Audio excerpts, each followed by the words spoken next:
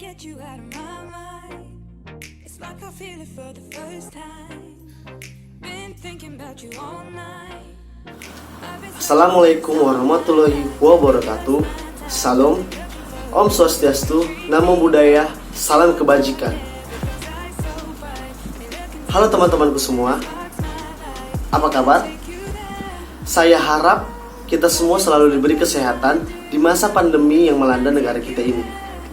Perkenalkan, nama saya Christian Willy Silitonga dengan NIM 120300106 dari Prodi Teknik Kelautan Institut Teknologi Sumatera. Pada kesempatan yang indah ini, saya akan membahas materi perkuliahan yaitu biologi dasar. Materi yang akan kita bahas yaitu pewarisan sifat ataupun hukum Mendel. Tepatnya, kita akan mengamati ataupun mencermati serta berdiskusi mengenai rambut atau garis rambut yang ada pada dahi kita ataupun lobus telinga yang ada pada diri kita bersama dengan keluarga kita, ayah, ibu, ataupun saudara-saudara kita. Untuk itu, sebelum masuk ke materi inti atau pembahasan inti, kita harus mengetahui terlebih dahulu apa itu hukum Mendel. Hukum pewarisan Mendel adalah hukum mengenai warisan sifat pada organisme yang ditemukan oleh Gregor Johann Mendel pada tahun 1866 yang berasal dari Australia. Dalam karyanya, Percobaan mengenai persilangan tanaman, hukum ini terdiri dari dua bagian. Yang pertama ada hukum pemisahan dari Mendel, juga dikenal sebagai hukum pertama Mendel. Yang kedua adalah hukum berpasangan secara bebas dari Mendel, juga dikenal dengan hukum kedua Mendel. Jadi, hukum kedua Mendel tersebut merupakan bagian dari hukum Mendel, yaitu hukum pertama maupun hukum kedua Mendel. Nah, dari hukum Mendel ini juga kita dapat belajar mengenai dua persilangan. Yang pertama ada persilangan monohibrid dan persilangan dihibrid. Persilangan monohibrid merupakan persilangan dengan satu sifat yang berbeda. Maksudnya ialah pada persilangan ini kita hanya memperhatikan satu sifat saja, seperti warna bunga.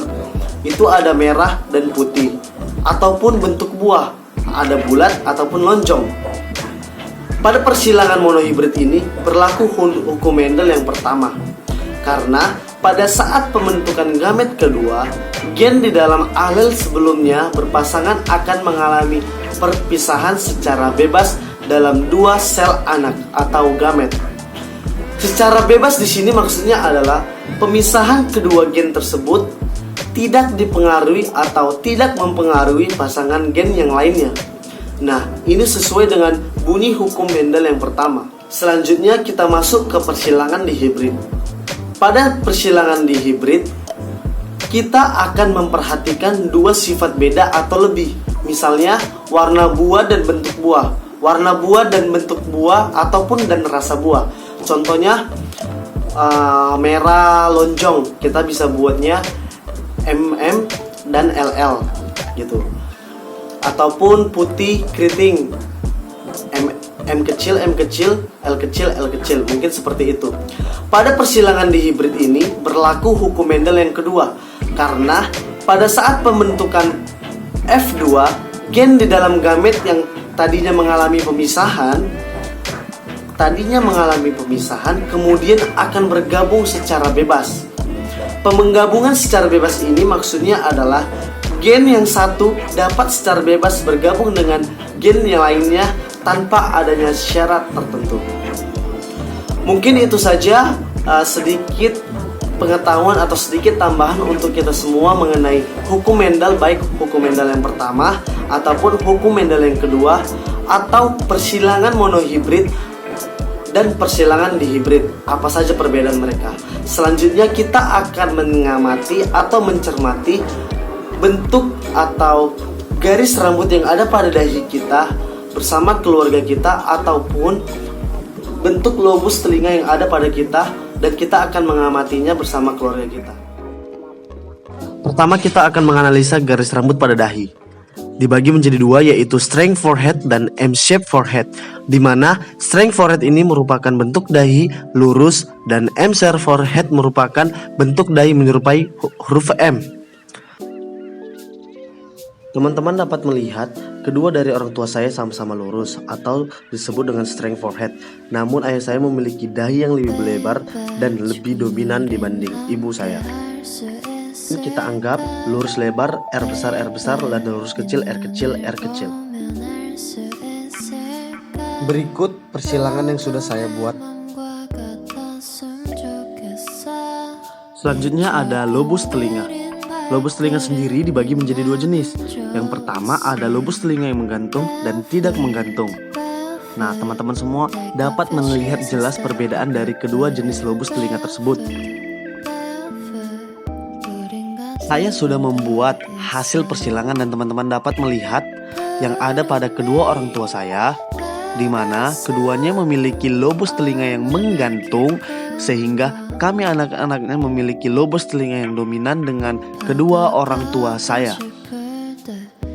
Dapat kita simpulkan bahwa dari pengamatan pohon silsilah bentuk dahi, dapat disimpulkan bahwa saya membawa sifat dari ayah saya yang memiliki dahi yang sedikit lebih lebar, dan adik saya membawa sifat dari ibu saya yang memiliki dahi relatif lebih kecil.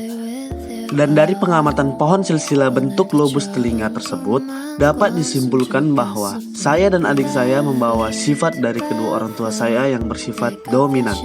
Sehingga dapat disimpulkan pula, saya dan adik saya juga membawa alel bersifat dominan yang artinya lobus telinga yang menggantung atau 100%. Demikian video yang telah saya buat, pembelajaran yang saya buat tentang hukum Mendel atau hukum pewarisan sifat. Kiranya apa yang sudah saya sampaikan, materi yang sudah saya sampaikan dapat bermanfaat untuk kita semua. Saya tidak lupa untuk berterima kasih kepada Tuhan karena hingga pada saat ini kita masih diberi kesehatan.